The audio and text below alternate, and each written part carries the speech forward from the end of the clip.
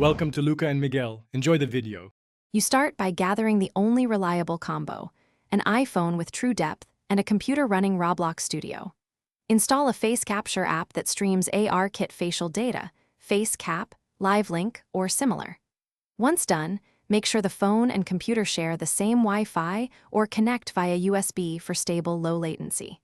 You do this because Roblox Studio needs live facial blend shape input. The phone provides accurate tracking, while the computer injects that data into your avatar in real time. Now you wire the two together. Launch the Capture app and start the AR-Kit livestream using UDP, WebSocket, or the app's live link option. Note the IP and port if needed. Open Roblox Studio and activate the chosen plugin or receiver that accepts incoming face blend shapes. Then map the common AR-Kit blend shapes to Roblox avatar facial channels: brows, eyes, mouth.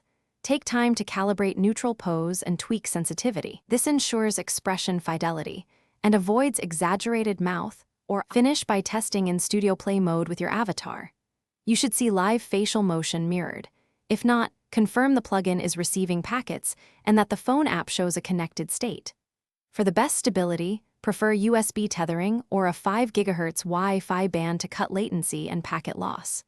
If tracking drops, restart the Capture app, reapply neutral pose, and check firewall or app permissions. One key troubleshooting tip: enable verbose logging in the receiver plugin to pinpoint dropped packets or mapping mismatches.